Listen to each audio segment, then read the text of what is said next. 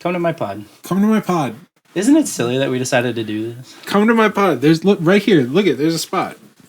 Come to my pod. This is our guest. This is where guest. This is our guest. The mere concept of Weezer. Comment who you want to see on the Weez Nut podcast. Come to my pod. Come to our pod. All right. Ready? Cold open. 3, 2, 1. Cheers, that brother. Hello, everybody. Welcome to The official first WeezfestCast. Is that what the name of it is? WeezfestCast. That's a mouthful. WeezfestCast is a mouthful. This Leinenkugel's Summer Shandy.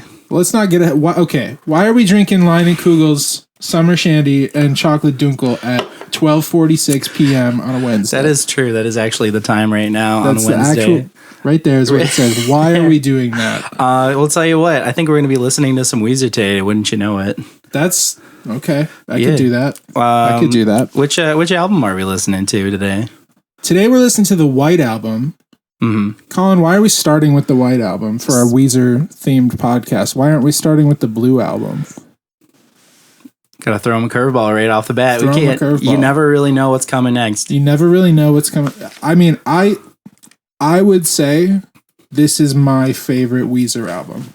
It was certainly wasn't my first Weezer album, but it was the first one that gave me an extreme emotional reaction. Yeah. I was there for like the full, like the video promo leading up to it. Yep. I was there for that was the first one I bought like day of it came out. Yep. I kept it in my car. I listened to it until it started skipping. Yeah. Yeah. So, but we've got a variety of Leinenkugel's beverages here. We're going back and forth too. We're going back and forth because we've got Summer Shandy and Chocolate Dunkel. Or as we like to call it, Summer Shandy Elaine and Dunkel Chocolate Dunkel Dory. We're all about specialty drink menus here at Weezfest. If you attended Weezfest, if you remember. If you'll remember, it was a one-of-a-kind evening.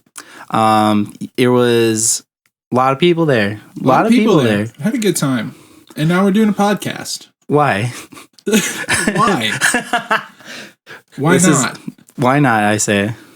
Anyways, we're talking about the White Album today. 2016's The White Album. Mm-hmm. Really good album. Let's do a little overview of this record. For sure. Well, I mean, I kind of gave my background experience in this one. How did you find out about White Album? Where were you at?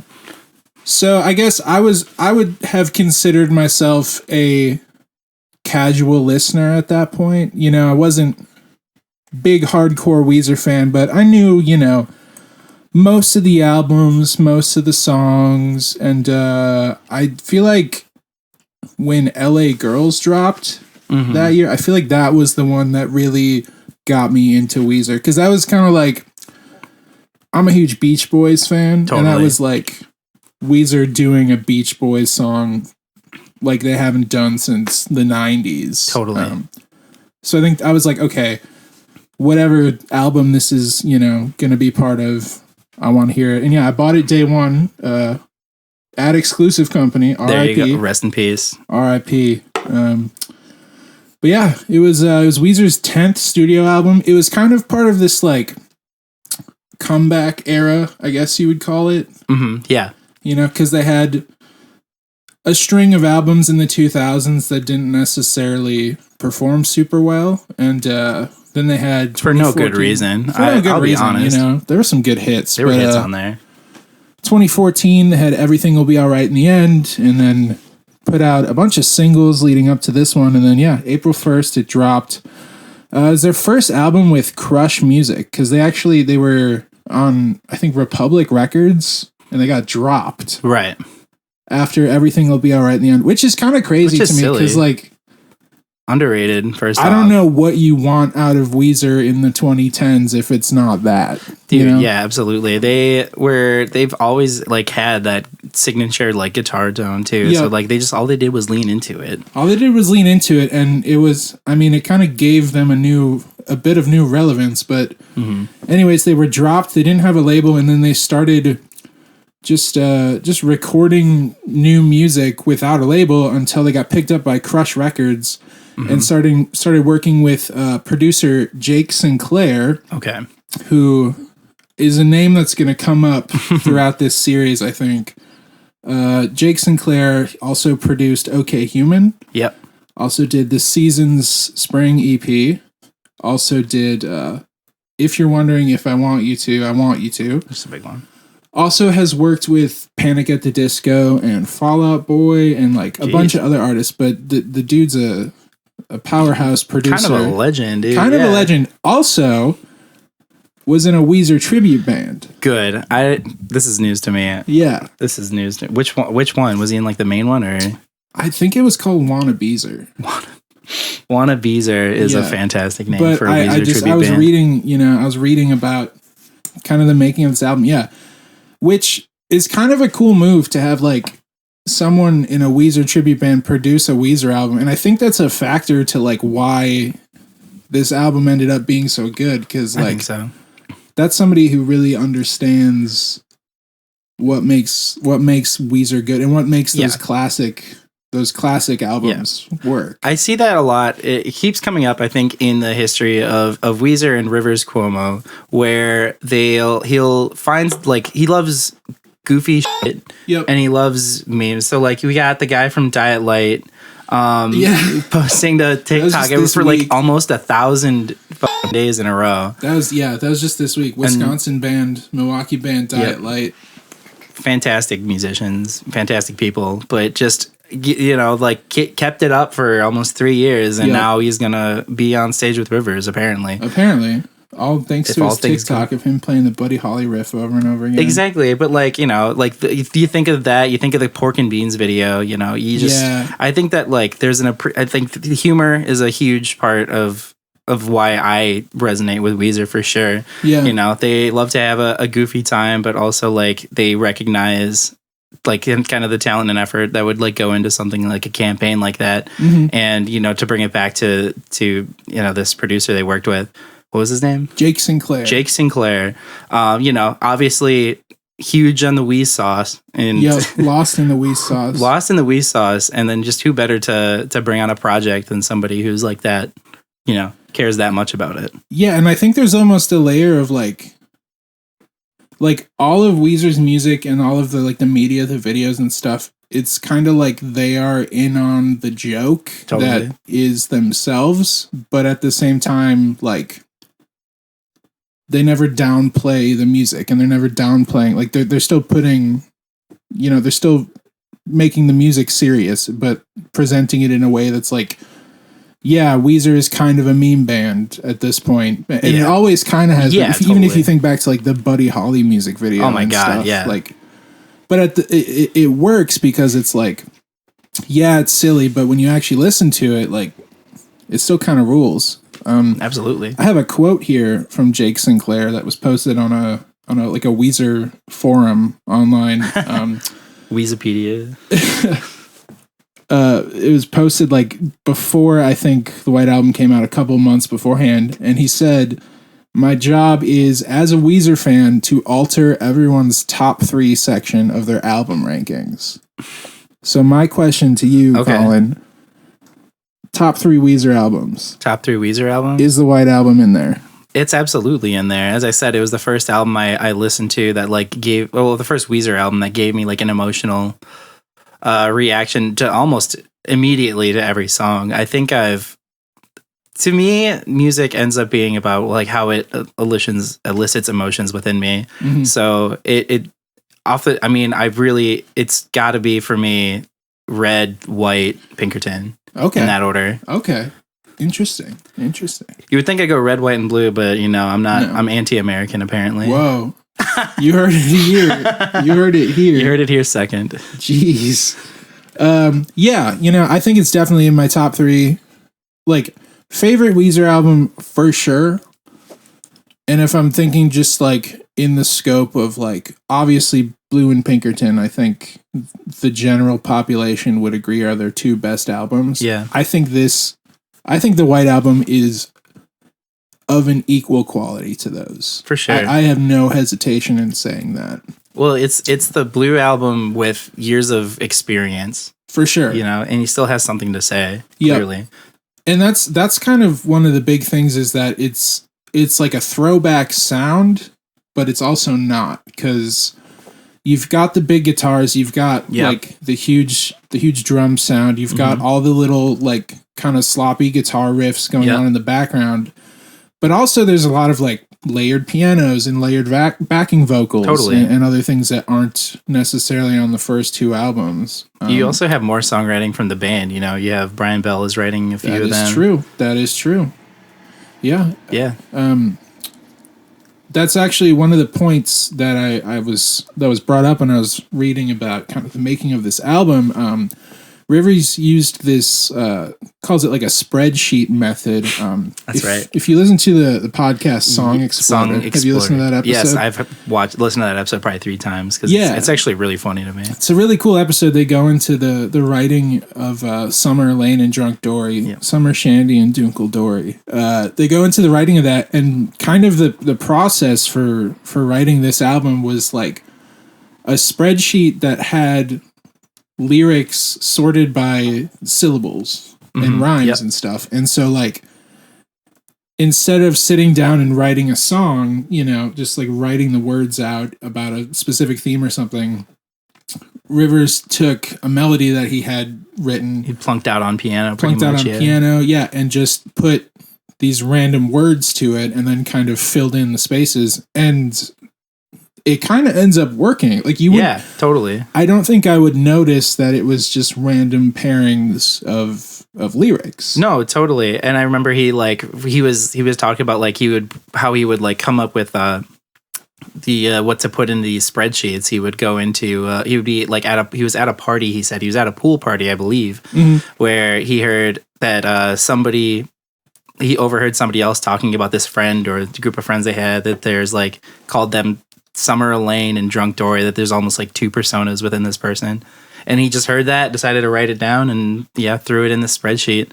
So it's like, you know, it is a spreadsheet, but it's not necessarily like random words. It is just like experiences that people had. And I think that's kind of one of the things I liked about White Album so much is that, and I remember leading up to the recording of it and the songwriting process, I think Rivers was on Twitter looking for like people in California to like meet up and just like hang out. Well, that's the thing too, is it was on Twitter, but it was also, he was on Tinder. That's right. He was on Tinder too, meeting up with random people. Yeah. Like this man who had been married for like a decade at this point with kids was on Tinder meeting up with random people, right? Just like writing this slice of life about what it's like to live in California, I guess. And that really comes through, I think. It does. You know? Well, yeah, especially in the music videos too, is like their campaign of music videos was everything kind of came together with what was it? It was Thank God for Girls. Yep, I've got the timeline right here. Okay, yeah, so what was the timeline? Tell me all about it. So, October 2015, they debuted Thank God for Girls live. Right. And then a week later, it came out. Yep. And that was back before, like, this album was planned. It was just, they were putting out singles to sort of, like, audition for Crush, I guess, as, like, their new label, because they didn't have a label at this point. And then a week later, or like a month later, a couple weeks later, Do You Want to Get High came out. Yeah. At that point, still no record in mind, you know? And then like 2 months later, announced the White Album, and they had released, I think, like 5 tracks before it ended up coming out. There was like half the album was out, but you had, you had California Kids, King of the Worlds, and LA Girls. Yeah. All came out. Right. Beforehand. So it was like, it was kind of a long cycle, but as you're saying, the videos with all of those too, I wanted to touch on that because the videos are like kind of weird.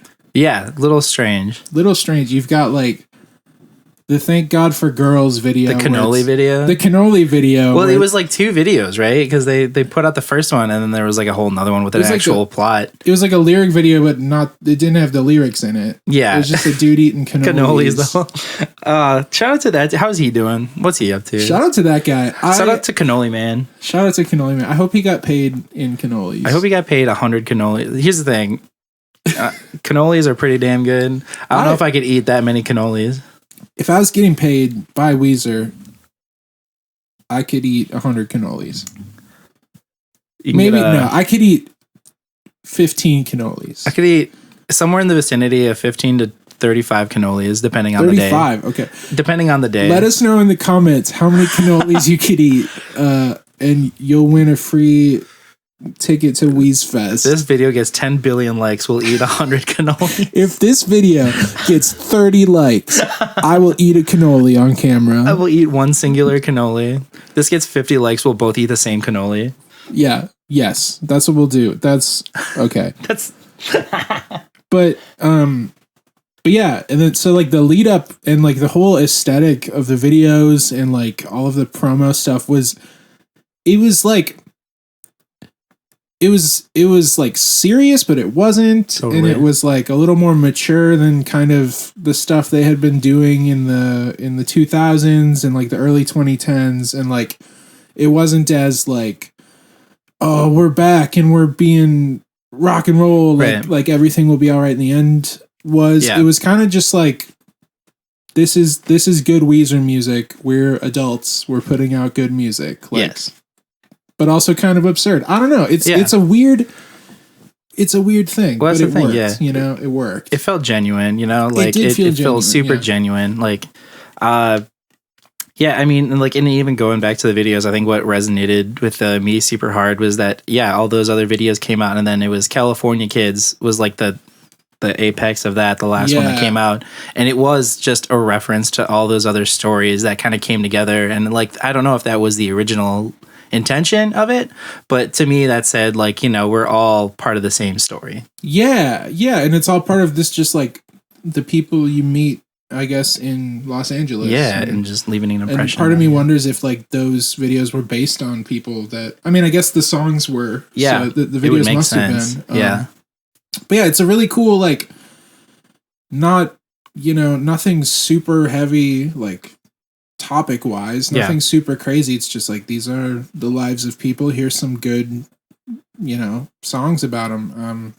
And it worked, you know. I as we've said, we both really love this album. Mm-hmm. But the other cool thing about the writing of it is because of the sort of spreadsheet method, a lot of the melodies and stuff that got used were kind of pulled from various demos from like 20 years worth of material. If you're like a hardcore Weezer fan, you might know about 2 years ago now, Rivers Cuomo put up all of his demos that he's ever recorded, just like for sale on his website.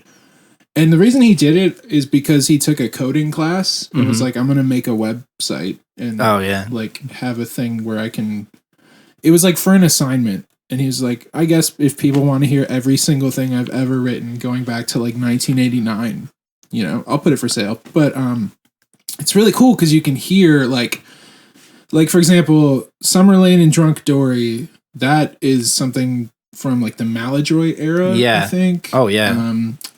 You know, Jacked Up is a song from a few years before the White Album called Since You Came Around. The bridge of Summer Lane and Drunk Dory is from a song from the Everything Will Be Alright in the End era. Yep, I remember that. That was going to be called Rest in Peace, I think. Wow. California Kids was a Scott and Rivers song. Yeah. Like it's really interesting that a collection of like bits and pieces that didn't fit together ended up making an album that sounds complete. So cohesive and absolutely. And I think he did a really good job of assembling that. And you know what? There's probably demos for that album because it became like a compilation album. It wasn't even necessarily intended to be a written project. It just kind of came together. So, I mean, I wonder what didn't make the cut. How many years out we'll hear about that. Well, there are some. I'll play you some. I love it. Because there are some demos that are really good and some stuff that has showed up on other things since. When we get to those albums, we'll get there. Them. But that's like another thing I wanted to touch on is that this, I think, is maybe the most consistent Weezer album. Like, there is not a weak link on the album, in my opinion. I agree. It's top to bottom fun to listen to, especially because like I listen to like most of the albums I top to bottom end up being like concept albums for sure. But you know what, maybe this is kind of a concept album in and of itself. You know, it's telling an overarching story of community in LA. Well, so I was listening to it on the drive down here, and I was thinking about it like, is this telling a story? And you can almost like piece together the story of like a relationship that goes south, if you think about it, because like the first half of the album is like really happy and like these love songs, and then you get to like, do you want to get high? It starts getting a little darker, and then like it ends with Endless Bummer, which is like a breakup song. I don't know, maybe there's something there. I'll be thinking about that. If you're watching, let us know. If we get it right. If we got it do right, it in the comments. Come to Weezfest. Come to Weezfest, baby. But yeah, so as like an audio engineer, Colin, what do you think about the production of this album? Dude, all right. So the thing about audio engineering is it comes down to like, my job is 15% of the whole process. They say that half, if not more, of the process is amazing songs and amazing players in an amazing room. Is most of it. So you've got some of the performance, like some that we were listening to a little bit of it right before we started, and just some of where Pat goes with these drum fills. He just locks into the groove, and he's not a showy drummer until it's time. He waits for the right moment to just like displace the beat a little bit or just get a little goofy with it, and that it always makes my heart skip a beat when you got a player like Pat Wilson doing drums like that. And the guitars have sounded consistent for Weezer over the years, and it's just like, as you said, it's still solid to hear production like the Blue album, but everything just got polish. Everything has just got another level of polish and a level of inspiration for this album where, you know, you've got more of a Beach Boys sound. Preparing for covering California Kids, you know, there's just like guitar parts in there that you if you're not listening for, you won't hear it. And embarrassing enough to me, I didn't hear it until you told me to listen to it.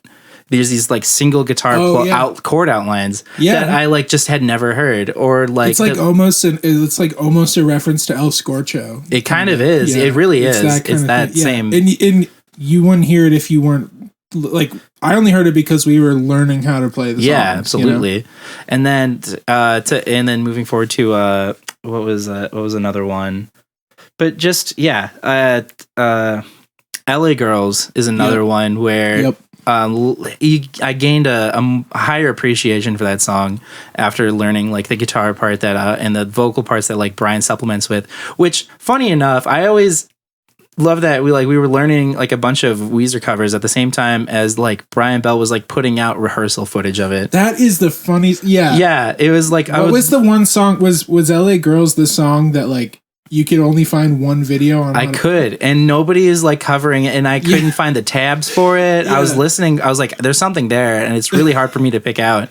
And then I was like desperate, and I went on YouTube, and then there was just like Brian Bell had just put up within the last month and a half like footage of him like playing it and singing his part and his parts, and I was like, thank God for Brian Bell. Shout out to Brian Bell for teaching Colin how to play dude. Yeah, you made Weezfest a special event. Couldn't have done it without you. And then we almost didn't play LA Girls, but we did. So it all worked out. Hey, well, that one got lost to the ether. That was the only one that didn't get recorded. Yeah, you had to be there. It was good.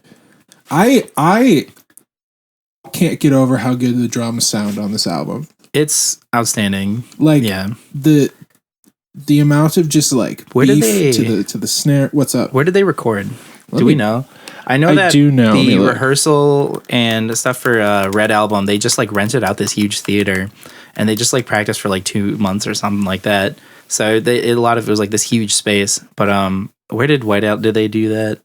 In California, I'm assuming. I think so. Give me 1 second. Yeah, we're figuring that out, dude. Because it was recorded summer 2015 through early 2016 at Infrasonic Sound, The Lair, Studio X, and United Recording, and The Village. Actually, that's another interesting thing is that they didn't record together as a band, but it sounds like they did. It sounds like they're all in the same room. And I would credit that to maybe to Jake Sinclair, who just like knew what makes Weezer sound like Weezer. That's what I'm saying. Yeah, it's like people who have an appreciation for Weezer, you know, is what's carrying this whole thing. Yeah, I love that. It's special. But yeah, you know, great album. Do we want to go into a track by track review? Let's do it. I want to get exposed to this album with fresh ears for the first time. Fresh ears for the first time, like it's 2016 like again. I'm bringing myself back to me as a young child. Just been out of high school for a couple years. Think I'm ready to. I've been a little bit crushed by the world. Sure. And Weezer's about to crush me a little bit more. Just make me feel real emotional. Do you know where I was the day California Kids dropped? Where was you? I was sitting on a beach. That's the first time I listened to that song. Isn't that crazy? I was in my 1998 Oldsmobile Intrigue. It was a red rusty car. I called her the Hot Flash. Wow. And she was a fickle mistress. She was a cruel and fickle mistress. Beautiful. I was just listening to friggin' California Kids in my aux to tape cassette converter, driving home from my job at Party City. Party City. And this put me on top of the world. Would you say you felt like the king of the world? Not yet. All right. Not yet. Maybe. All right, we're going to pull this up. We're probably going to cut away so we don't get sued. But we will give you our thoughts on each track as we listen to them. So, track by track.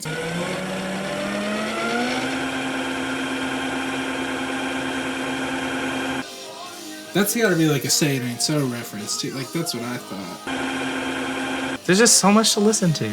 It's an earworm for sure. There's a lot of little earworms. Yep. I think that's what was missing from a lot of like the albums between like Green Album and Everything Will Be Alright. The end is like the little things, because that's what makes the first two albums what they are. Yeah, and like the lack of that is what makes the Green Album what it is intentionally. So like that totally works. Absolutely. Like, you know.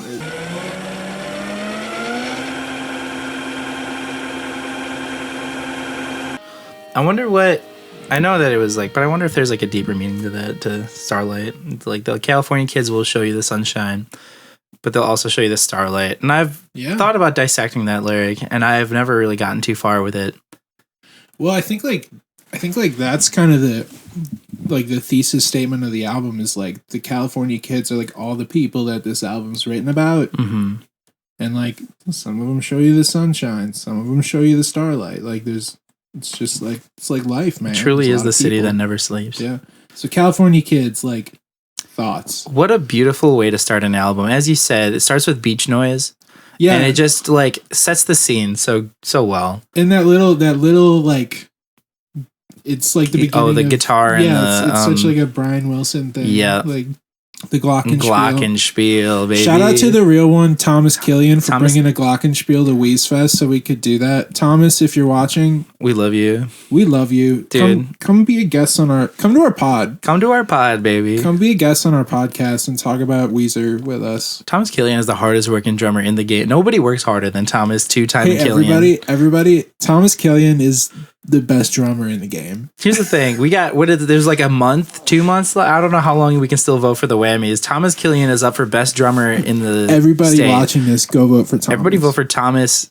Thomas hit me 2 times, Killian. Thomas hit me 4 times, Killian. Thomas hit me 18 times. Thomas California Kid, Killian.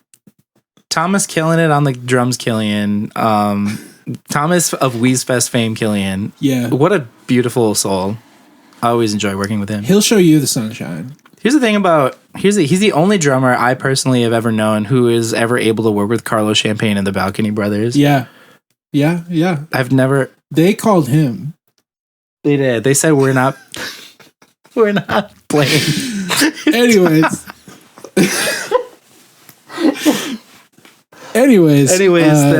California Kid, great opener, like high energy. It's what you want out of a Weezer song at the end of the day.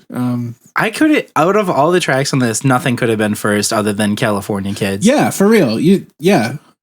And like because it sets the tone. It sets like the upbeat, optimistic tone. I'm just looking at the track list to see if I think anything could have. I don't think anything seriously could have. No, you're right. Yeah, great opener, and I'm sad we had to pause because it's got such the beautiful like transition into Wind in Our Sails. Let's go. You ready? Yeah, right, let's go. Let me just Patrick Wilson be in the pocket right now, dude. This sounds like nothing from the 90s that they did, but also it is unmistakably Weezer, you know? You could, if somebody else sang it, I would still know it was a Weezer song. Yeah. I think Pat Wilson is the unsung MVP. He seriously, of a lot of Weezer songs, dude. He's able to hold it back so much and then just decidedly like, I'm gonna do everything offbeat now. Switching up the beat, that 16th note. And like that little guitar in the background, like that clean guitar. Mm-hmm.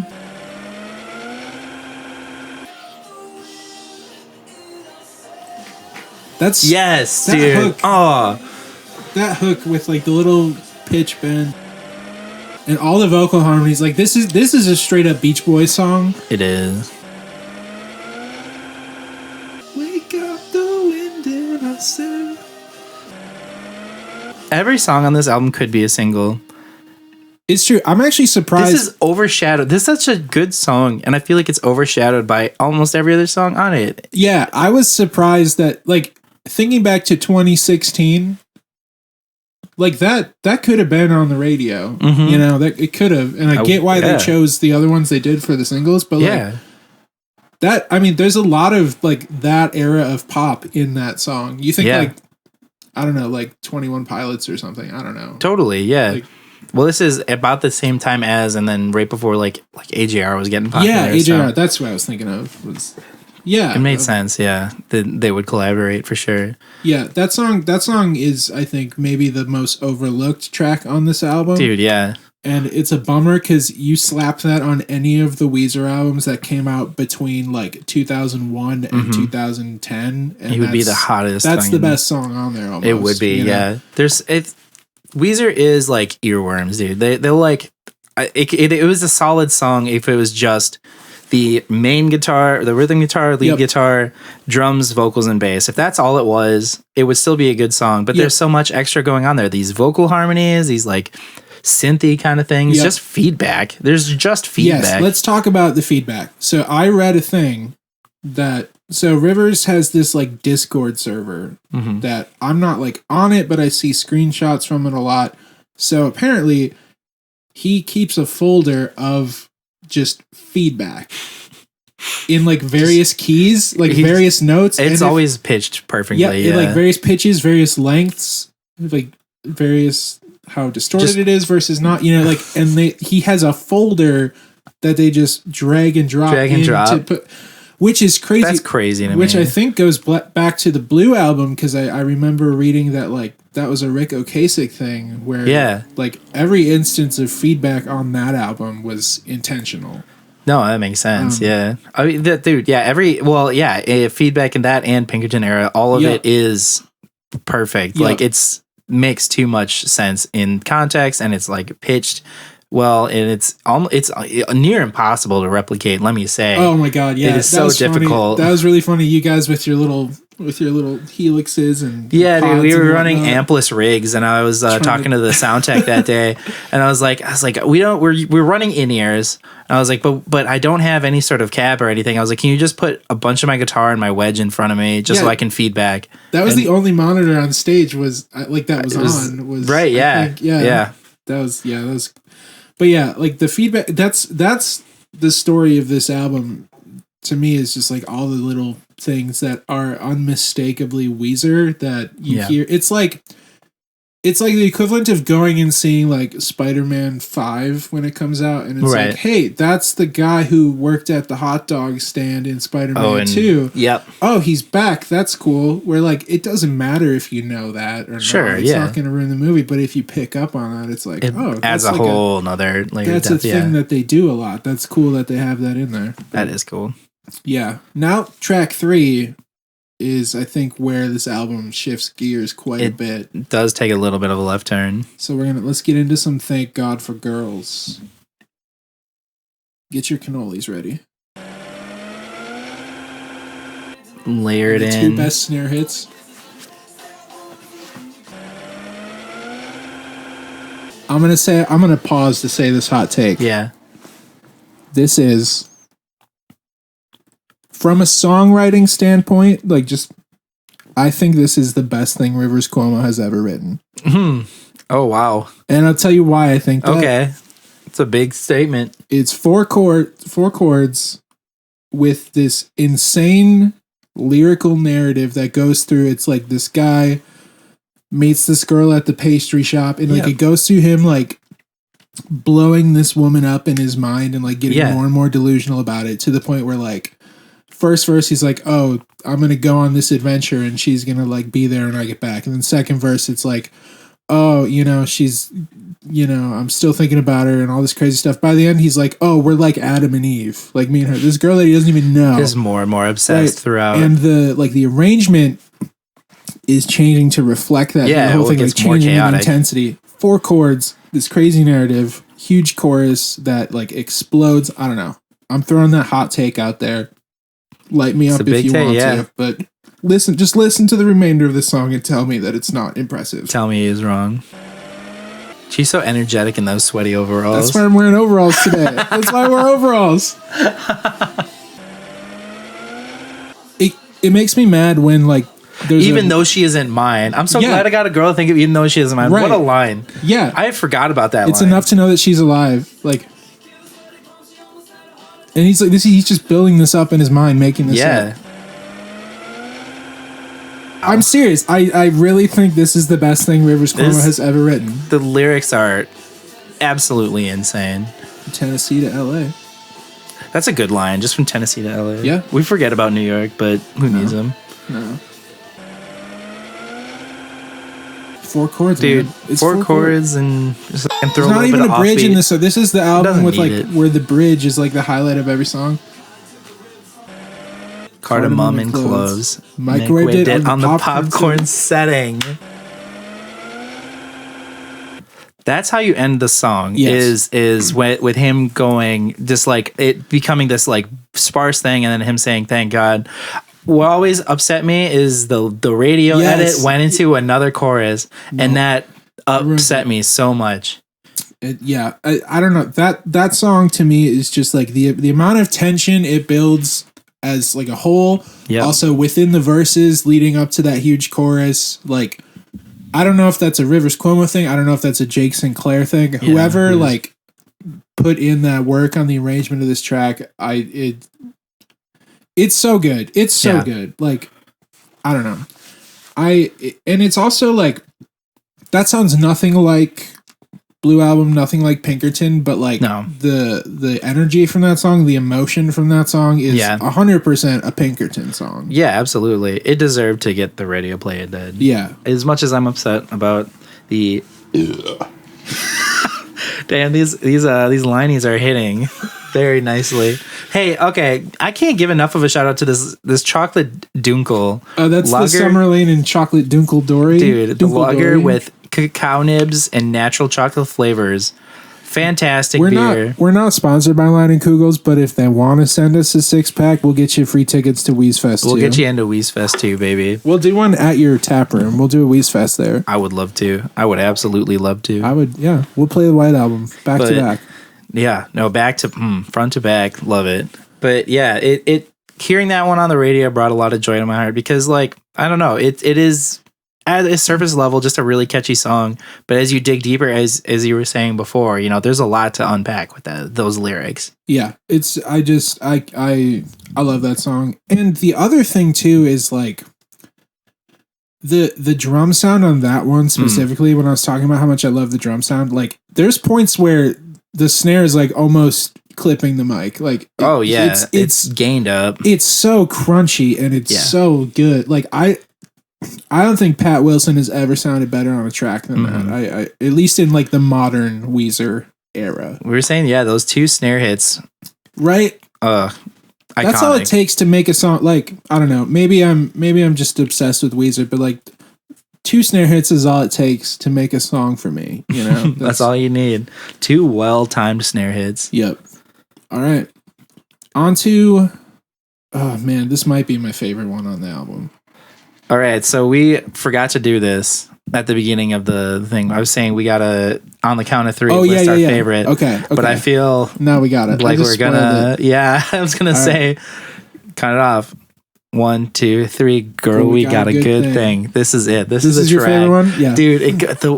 Just hit play on that bad boy. This is the one. Day one when like I got the album, like I hadn't heard it. This is the one that I was like, I know exactly where I was when I heard this track. Okay, you know the Shell station on Riverside Drive with the, I think it's a Shell. It might be a Grand Central station, right? With like the A&W by the boat ramp. Yep. I was like pulled in there where I heard this song for the first time, and I remember that because I was like, this is the Weezer song that I always wanted them to make. Yeah, you know. No, it was. I can't wait. It is a love letter to the Beach Boys. Let's listen. Let's go. And the piano is so prominent in the arrangement in this too, like on the whole album. But dude, it was and it belonged. Like even how chunky the hi-hat sounds, you know.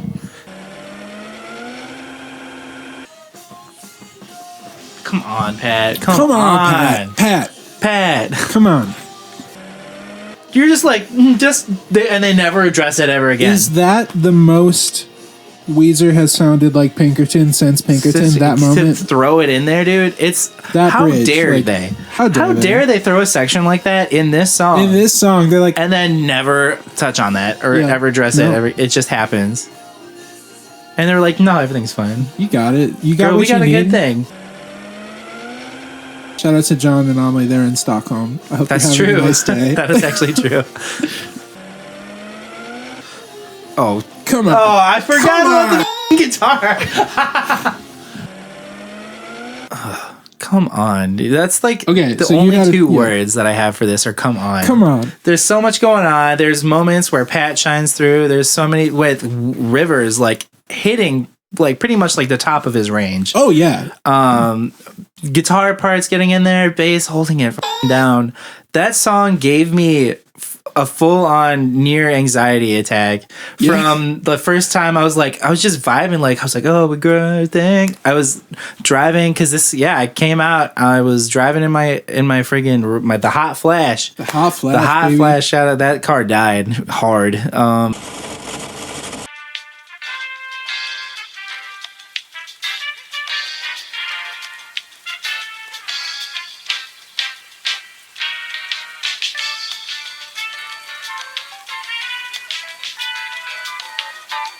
R.I.P. Rest in peace, the Hot Flash. Hey, but to the Hot Flash. Hey, in memoriam.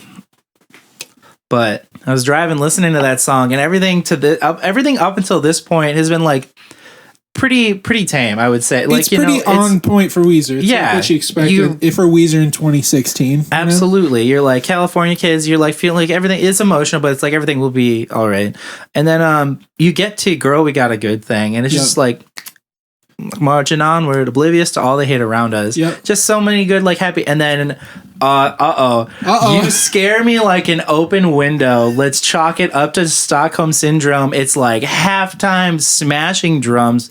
Pat's like boom, boom, boom, boom. It's huge. It's a huge section. It's literally Pinkerton. It's like Pinkerton, it's Pinkerton. And then that's what they're doing. They do that for what? Like how long is the song? It's 3.5 minutes. It's probably a 10 second, 10 to 15 seconds of a 3.5 minute song. And that's when I think of this song, that's all I can think of. Yeah. Is that it was the most memorable part of that song. And then it just goes back to this happy little jingling bells. And I will say this is the only song that I currently know that has like sleigh bells in it that doesn't immediately make me think Christmas. Yeah. I mean, I don't know how they did that. That to me is like that's like a Pet Sounds Brian Wilson nod. Yeah. I think. So many moments on this album is just straight up Beach Boys. It's just the one thing. First of all, the bridge, like the bridges on this album, I think that's the main benefit from like the spreadsheet thing that he was doing is like all of these bridges are like cut and paste from other songs, parts that would have been choruses or like verses, like hooks. Totally. So it's not like the bridge is sort of like this transition that's not catchy or anything. It has as much weight, catchy, and that's what makes these songs so good. I think. Yeah. The other thing is the piano is so prominent in the mix on this one, and that's something like you had piano. You know, there was some piano, some like organ on the Blue album. Yeah, you got songs like Perfect Situation and stuff, but like. I don't think up until this point piano had ever been this prominent, especially in an album, on a full album. Like there's a lot of piano in this It's like album. almost every song. A good 2/3 of the songs have significant piano parts. So one of the things I read in an interview from Rivers before this came out, so it was called the White Album. Yeah. Because they were playing the White Album and then the Black Album was going to come out right after it. Sure. Which we know didn't happen. But basically, Jake Sinclair comes in and sort of pushes them to do this kind of throwback sound.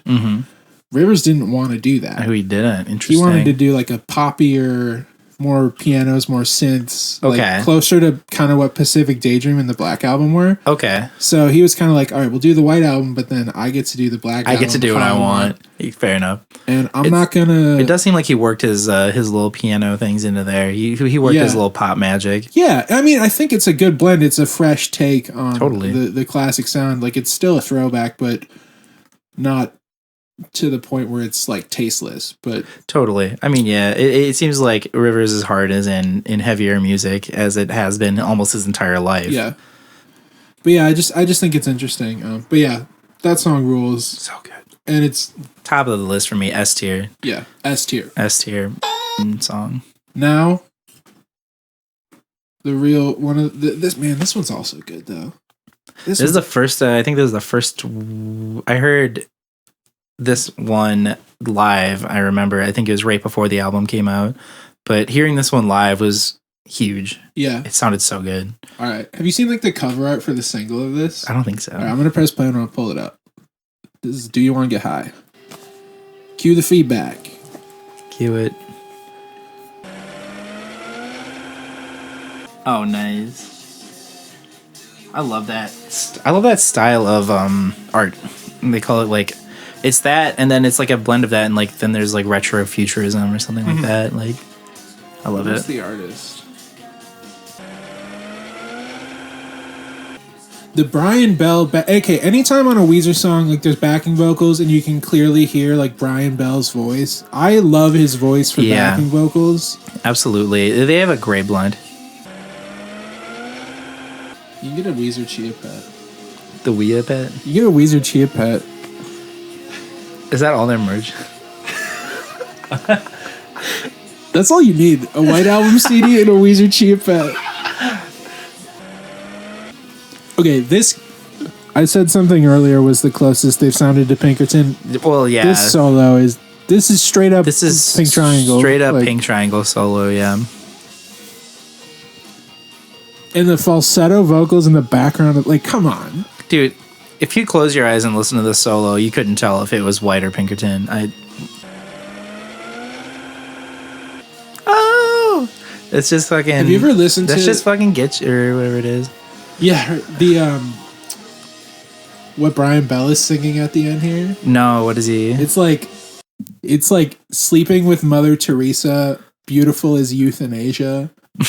Brahmin youth recite the Veda. Oh no, wait. Beautiful is euthanasia is the last line. I don't know. It's something really weird. I don't know what he's saying, but it's cool. That's like half the fun of Weezer is like digging in and trying to find, and it's just like buried in the mix. It's like, it doesn't need to be. They're what's the word? They're confident enough that the song is there that they're just like, let's have some fun little extra shit in there. Rivers was busy screaming, so Brian was like, "Let me get my little poem in here. Let me get my little poem." Yeah, that song rules. That's a Pinkerton track. That's a Pinkerton song. And like the solo, the whole track, the screams, the feedback, it's all Pink. Yeah. It's all Pinkerton.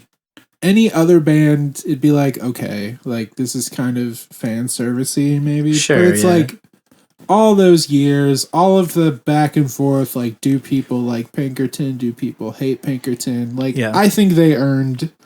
I think it's almost like a. We can do a Pinkerton song if we want to. Like, but we don't have to. No, for sure. We still can if we want the fact that it still fits so well into White Album, but getting to hear this one live was super great because it's an amazing. Well, I mean, hopefully, they'll play it again. You want to know something? I missed the Weezer ticket pre-sale today. I was real bummed. I thought it was at 10. It was supposed to be at 11. So after this, I gotta go home. Hopefully, it's still going on. Still.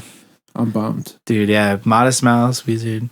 Dude, Weezer, Pixies, and Basement was one of the best shows I've ever seen in my life. Imagine that. That's unreal. It was so good. That's unreal.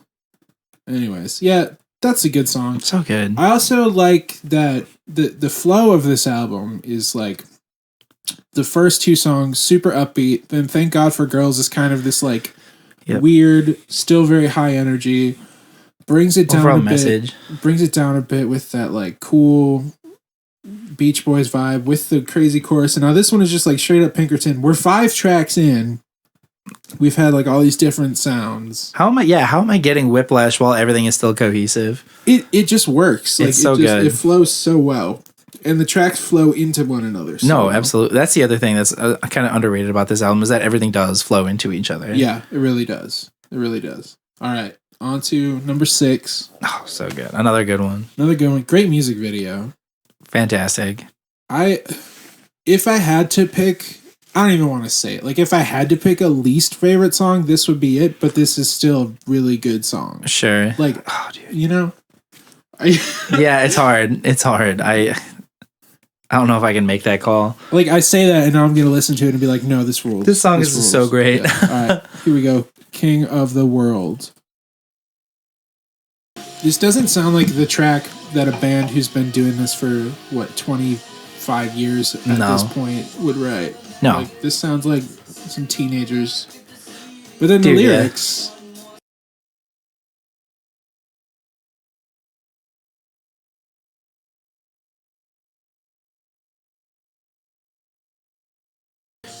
And then Uncle Sam dropped an atom bomb. Oh, here it is. Yeah. Oh, Pat, why? I thought you were talking about the guitar. See, that's the thing. I thought you were talking about the guitar. It's all good. It's all good. Do you know the Easter egg in the bridge of this? I've probably not.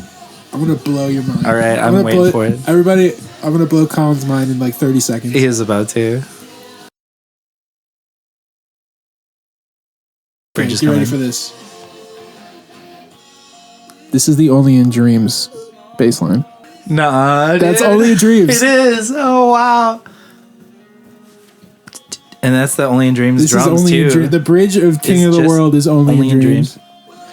With just a little bit of extra guitar. Yeah.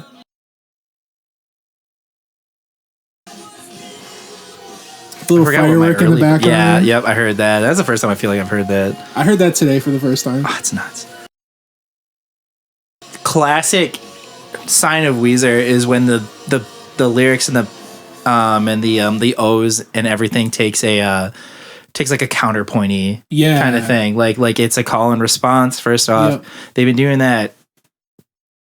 I think they did a little bit of that with the guitars in Pinkerton, but I think Red Album was like the first time with Greatest Man Who Ever Lived. Oh yeah, where like because Rivers was taking I think some sort of music lessons at that point, and he was like super into Bach at that point, and just was like he's like call and response vocals, melody writing, and like yeah, like so good. I mean, obviously, I'm gonna say this, but I really think that Rivers Cuomo is an underrated songwriter, and I think like listening to some of his demos and stuff, like he can just spit out 10 songs like this, and it's nothing. Like you can just come up with them, It's pretty wild. I remember reading that they had a folder of 235 songs that were going to be used for this album. And Michael Jackson, who, don't they say he would write like 60 songs and then narrow it down to 12? Yeah. 200. And you can buy them on River's website. It's pretty crazy. It is. But yeah, I pointed out to Colin that the bridge of that is Only in Dreams. Mm-hmm. It's pretty crazy. Also, I heard this song at a CVS one time. if that's not the most like simulation, like we're in a simulation. CVS on Harding Road in Nashville in like 2017. That's outstanding. Yep, I was there. It happened. That Pat, once again, come to Weezfest. Pat, come to Weezcast. We got a spot for you. You can bring your kid. Do you want to be on our? If you can't make it, Thomas, do you want to be on our podcast? Thomas is Pat Jr. Thomas Patrick Wilson Killian. TPWK. TPWK. Get over here. Anyways, yeah. Hey, remember when I said that "Girl, We Got a Good Thing" was my favorite song on this album? I lied to you. That is my favorite song. Through my teeth. Wow. Because this next one is my favorite one. I thought we were friends. I think this is the what's the word? The climax of the album. Well, maybe tracks 6 through 8. Is like the I think peak so, of this album. Like, yeah, I know, yeah, it's hard because like the 8 starts to it does start to go down, not downhill. Actually, in terms of like energy, it does. The bridge of LA Girls when we get there, I think that's kind of the climax. But Summer Lane, this one is my second favorite. Summer Shandy Lane and Dunkle Dory and Quick Trip Dunker Dory.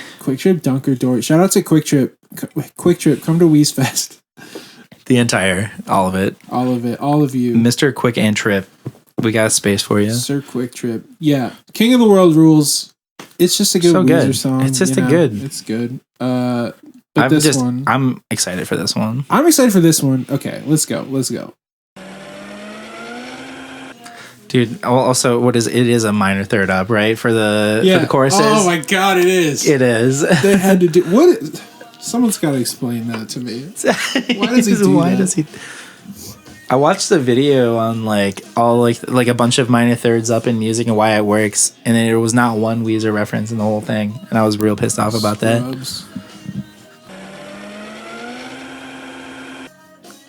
God is a Woman. Ariana Grande. This was like 2 years before. Yeah, I know. They called it. She touched my ankle. Bro. Man, Paranoid Android, dude. That moment when she touched your ankle, though. Dude. God is a Woman. And Paranoid Android, shout out to the Radiohead. Shout out to them covering it. Yeah. When Pat was playing guitar. That's a deep cut. I know, yeah, I loved it. Dude, some of my 2 favorite Weezer things of that nature were the Paranoid Android cover and the onesie cover with the piano and drums of what was it? The Green Day song, Brain Stew. Oh. You made me believe in God, but when we finally wake, both girls are gone. Damn. Yeah. Key change into the solo.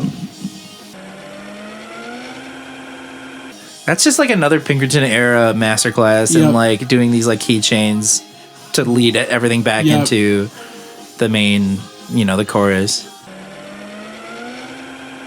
Nobody else in the game is writing as many melodies as Rivers. For real, and Weezer.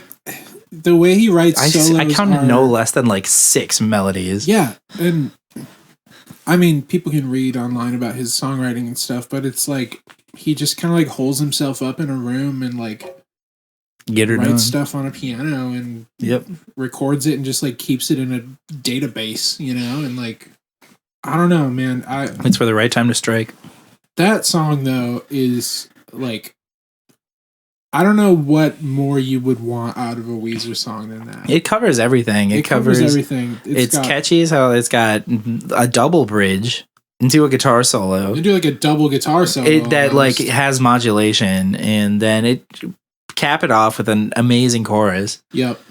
Yeah, it's unreal. And Summer Lane and Drunk Dory is one of those things. It's you hear that and then it's stuck in your head. Yeah, it's that. Just the words Summer Elaine and Drunk Dory. Yep. is just at the tip of your tongue always. Like, it's always there. And hold up, let me do some calculation here.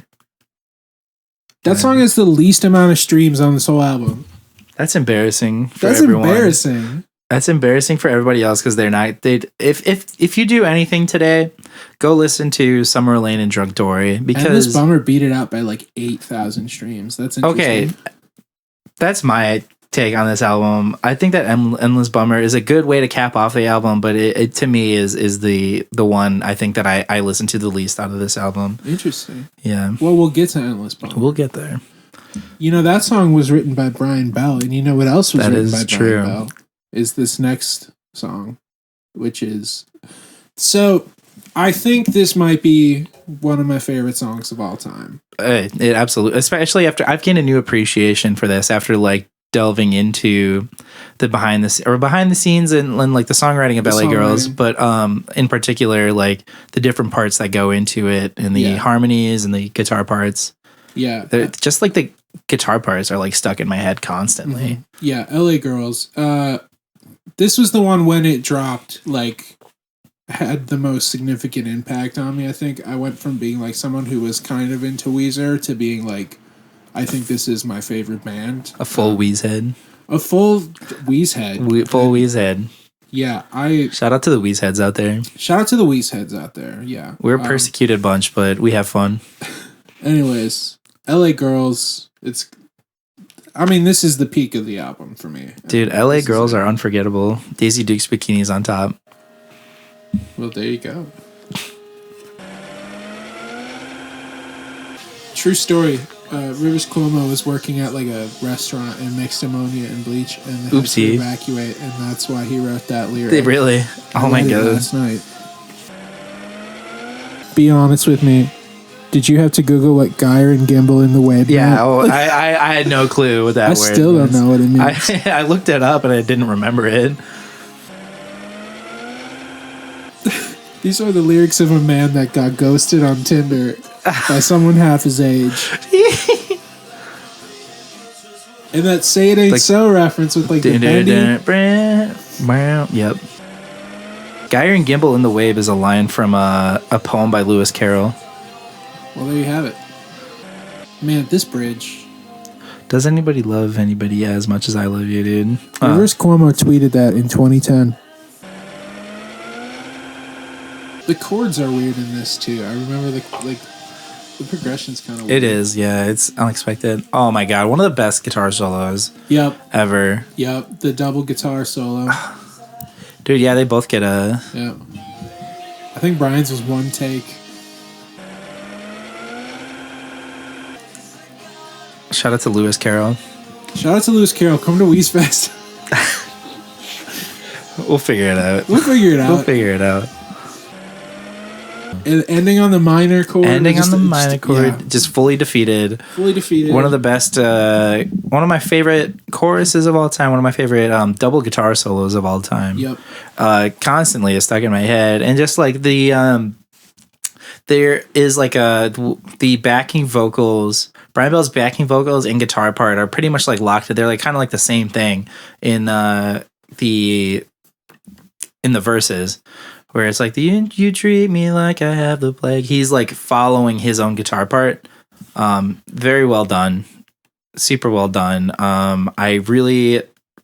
We were saying this earlier, but we both had to look up what Geyer and Gimbal in the Wave means. Yep. And neither of us remembered it. Nope. Never remembered it. I had to look it up again, and it's like an allusion. It seems like to a Lewis Carroll poem, the Jabberwock. There you have it. I still don't know what it means. I'm pulling up a quick thing to play for Colin. Have you heard this? The demo for LA Girls? I think I have. Brian Bell's original. He's got an adorable chihuahua. He'll never get the best of me. I think that his original demo maybe is a little more on the nose with like they'll never get the best of me. Yeah. And then like Rivers, like between them they like reworked it into "You Treat Me Like I Have the Plague." It's the Geyer and Gimbal in the Wave. It's a little more like I have the plague. It's like, still like yeah, exactly. It's a lot. It's super poetic. Poetic. But yeah, I love listening to that. I really do like Brian Bell's voice. I do too. I love the relationship. I love all those songs. It's got a very cute dog. What a beautiful just melody, though. Yeah, that's unreal. So good. And then they hit us with a curveball. Like this track, I remember like listening to the album for the first time, and this came on, and I was like, I was confused. I didn't know what to make of it. Like, this feels like the type of song that would have been left out for like a bonus track, especially having heard the bonus tracks. Totally, yeah. They could have put something that fits more in the Weezer theme in here, but they didn't. And I feel like it works because it sort of like further legitimizes some of the other like more modern choices they've made with like Thank God for Girls and Winning on Sale. It like cements that as like a big part of the album. But like, yeah, Jacked Up. I mean, I'd say underrated song. It's a heavier hitter than people give it credit for. This feels like a song that Rivers would write for another artist. Yeah, I can see that. Yeah, but it also feels like Weezer. It does. Also, there's like no guitar. No, not till the bridge. Yeah, it takes a while. I have a soft spot for artists who are confident enough in their songs that they don't need huge choruses. Yeah. And then you think it's gonna hit, but no. You think it's gonna. They could have. They should. It would have been easy. It would have been easy. Would have been Weezy. Would have been a little too easy. Said, why does his flowers always die? Why do his flowers? Maybe he doesn't provide them with enough water or sunlight or nutrients. Or nutrients or love. Yeah, because he's all jacked up. He's all jacked up from being high. He thought he was king of the world, but now he's king of killing his flowers, apparently. Dead Roses. That's an OK Human reference for all you Weez heads out there. Yeah, that song, I mean, I like its spot in the track list, you know, after kind of this run of these big anthemic pop rock songs. I think that's what it is. I think that's what this song is supposed to be. Yeah. It's not supposed to be. They've clearly stated, hey, just so you know, we can put 17 freaking melodies in a song. We can make everything like huge production wise. But this one isn't meant to be that. It's not. And I also think this is sort of like the producer and Rivers butting heads about like throwback sound versus modern song. This feels like the beginning of like what would become Pacific Daydream and the Black Album. Oh, totally. And to an extent, like OK Human. This sort of feels like that's where that all came from. Totally, yeah. Gives me what was it? I Love the USA vibes. Yeah. Bonus track, which you can maybe hear us talk about the bonus track someday. At some point. Wink. Yeah, it's a nice, sad song after a bunch of really upbeat songs. I think it's cool. Like, I think it's great. I know it's a lot of people exactly what it needs to be. I think that this is also the era of like, it was big CDs and you were kind of just playing the track in your car. I don't think that like most cars, people who weren't driving cars that were like telling you how many things were on the album. So you would put it in your car and you'd think this was the end. Oh yeah. You'd be like, that's the end of the album. It feels like it, but not quite. That would have been a cool ending track. Yeah. If not for the ending track. The ending track. Written by Brian Bell. Don't have a demo for this one, but this to me is like sort of an homage to Only in Dreams. As if we already didn't get one. Yeah, I guess. Usually we get a second one. But like sort of like if you took Only in Dreams and Butterfly and smushed them together, this is what you get. I feel that. I feel that a lot. Yeah. All right. Let's get into cap it off. One more. Endless Bummer. What a good song title too, by the way. Yes. This feels like a bonus track. Yeah. Feels like I'm around a campfire. I just want the summer to end. Who writes a song like that, you know? Especially when like the entire album feels like summer. Yeah. Hey. So good. It's kind of like a little bit of Island in the Sun there too with the hip hip.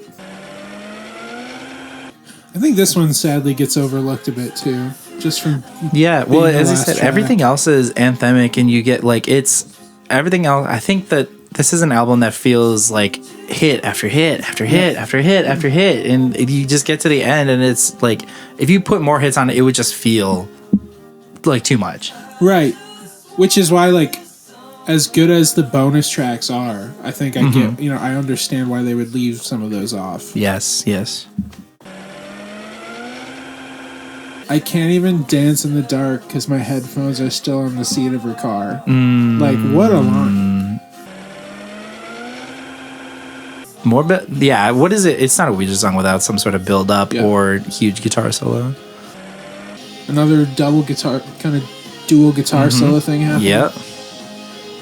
Just a little trade off. They, as guitar players, are so melodic. They've been doing since the Blue Album what people have been trying to do their entire lives. It's true. They're like, Pat, we got this acoustic song for you to shred some drums on. Dude, yeah. And then, pardon me, what do I hear in the background? A bit of seagull noise. A bit of beach noise to cap it off. Wow. End it how you start it. Also seagull, but also it ends on the same kind of like feedback that leads in to it. So just more, it's just a lovely, half of the song is just vocals and acoustic, layered vocals and acoustic guitar. And you don't need more for that, If they decided they didn't need to have everybody else come in and play drums and guitar on this one, it could have just been an acoustic song. But they decided to like bring him back in, and it didn't ever go over the top. No. It was like for maybe about 45 seconds there was some little bit of crazy drums, some feedbacky guitar. Then we had a guitar solo, little back and forth of guitar solo, but at no point was it overwhelming. It never stepped on the toes of any of its anthemic predecessors on this album. It didn't. And it really sums up the emotion of the album, sort of bittersweet, sums up the kind of throwback sound, yet still fresh. I think so. And I think that the other part, we were talking about this earlier, and I'm starting to see it now. Yeah. Is this feeling of maybe it is like the story of a relationship. And to me, where it starts off and it's like in the throes of like of passion in a relationship, and then it just starts like kind of falling out. And then Endless Bummer is like, yeah, I'm really sad, but I kept myself during this. Yeah.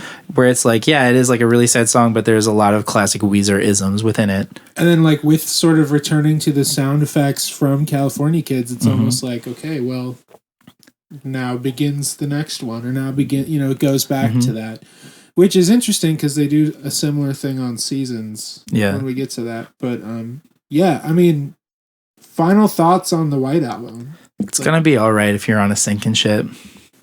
It is. Because the California Kids will show you the sunshine, and they will show you the starlight. That's like that's whenever I think of this album, those are the lyrics I think of, is that it is going to be all right. I mean, we can go back and say everything will be all right in the end, but I think this one, like the message is one of being true to yourself. And in Rivers wanting to kind of fight back and push back against this album, letting him do his thing. It was about finding your self-worth and like remaining who you are, even in the most unsteady of circumstances. That's what this album means to me. And when you come home, she'll be there with a big fat cannoli to shove in your mouth. Thank God.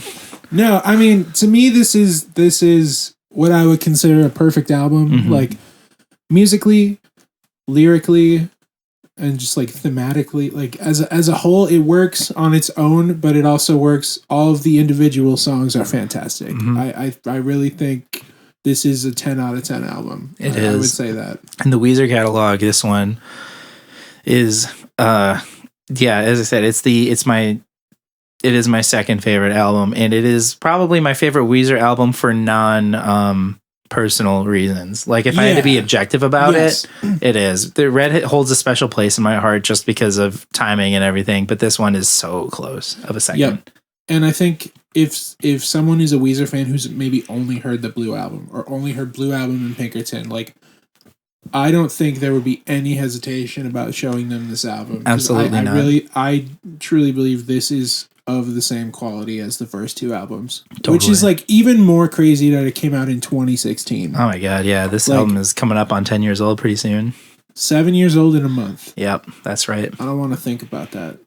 But yeah, so I guess thus concludes our conversation on the White Absolutely. Album. Oh, I got one more thing to show you. Oh, yeah, that's right. I got one more thing. So this is the song. This is the demo of the song that became Jacked Up. Mm-hmm. This is a track called Since You Came Around. You can find it on riverscuomo.com. You can buy the whole Dropbox folder of like the White Album era. You get hundreds of files of demos and stuff. But I just want to show this to Colin because I think he'll get a kick out of it.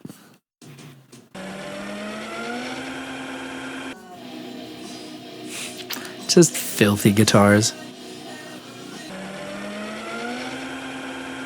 So that's the Jacked Up bridge. Yeah.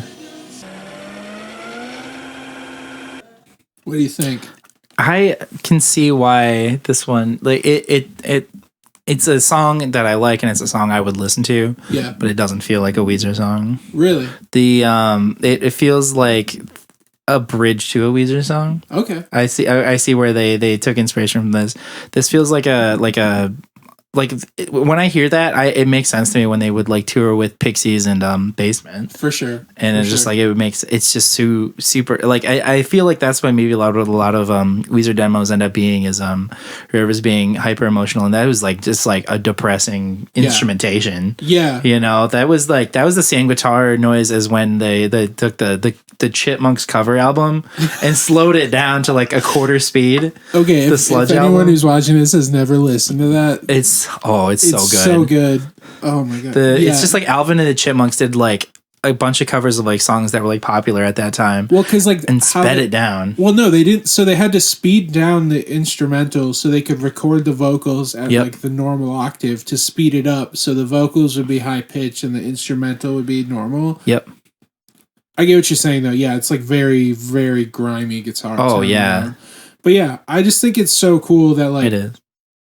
Had they released that song, like that's a good chorus. Yes, no, it is. It's fantastic. And it ended up just being a bridge, being a bridge on like a track on the second half of this album. Like, yeah, that's basically like a piano heavy like. That's what blows my mind about the White Album and sort of this like modern era. Yeah, the fact that something like that ended up on the White Album. Yeah. Yeah. That's wild. It is. So yeah, White Album. If you haven't listened to it. What are you doing? Beautiful, top to bottom. It's genuinely a classic Weezer album. Shout out to Jake Sinclair. There was this thing that I was talking to somebody about, where a lot of people either are listening to, when they listen to music, they either are listening to the instrumentals or the lyrics first and foremost. Sure. I am personally an instrumental heavy person. Me too. But this is one of those first albums that like got me listening to the lyrics. Interesting. And the balance between the lyrics and instrumental, and it's called textural painting when the music supplements the words. For sure. You know, they're creating textures, and I think that they do a really good job of that on this album. And yeah, it's that and like just the emotion within the instrumentals and the little things that add to it. That's what takes an album over that edge of being like pretty good to being fantastic. Absolutely. All right. Well, what are we talking about on the next episode, Colin? We were gonna draw things from a hat, but maybe I thought we were doing the colors. Let's do all the colors. Are we gonna do the colors? Let's do that. Okay. I like that. So if we're doing what would be next? Is it Roy G. Biv, our baby? My number one favorite album of all time, or my number one favorite Weezer album of all time. It used to be my number one of all time, but Red Album. Are you gonna wear the cowboy hat? Oh, I got a fit. I have a full fit. I have a full outfit for that one. I could probably dress as Troublemaker Rivers for that one. Some of those videos too. Can't wait. It's gonna be a good time. Thanks for checking it out. And if you've made it this long, we love and appreciate you. Yeah. Just about as much as we love and appreciate Weezer. There's hopefully more WeezFest content coming this year. Hopefully more live content that you can attend. Also, okay, if you're watching this, you were probably at WeezFest. How did that happen? Like, how did all those people show up? Thank you to everybody who allowed us to do a silly. Thank you to the Lyric Room. Like, yep. Everyone who we came to and were like, hey, wouldn't it be funny if we do a Weezer tribute show? And everyone was like, yeah, sure. And we were like, I think 30 people will show up. And we had I was really happy to see. Than that. Yeah. I was really happy to see people that like we knew. Yeah. But there was a lot of people who I've never met in my life. There was that dude that came up and I was like, I saw Weezer live and like I never thought I would hear Only in Dreams played live, and you guys did that for me. Like, I know, it's crazy. Warmed my heart. Yeah. So thank you to everybody, and you know, if you're vibing with this, you want to see us do a little bit more of it. You know, we plan on doing this. You know, rating the albums, doing a couple more funny things. We got a Patreon. That's pretty cool. We're doing a Patreon. We should probably do like an announcement for that soon. Yeah, we will. Like a fun one. Yeah. Nothing's fun about what we're doing. Nothing's fun about Weezer. Nothing's fun. This is all serious business. This is all Wheezy business. It ain't easy being Wheezy. It ain't easy being Wheezy, and it ain't breezy drinking summer shandies all day. In March. At what time is it? It is 2:26. It's no longer noon. All right. Well, stay tuned. Thanks, Next guys. episode, Red Album. Come to our pod. Weezfest, guys. Weezfest.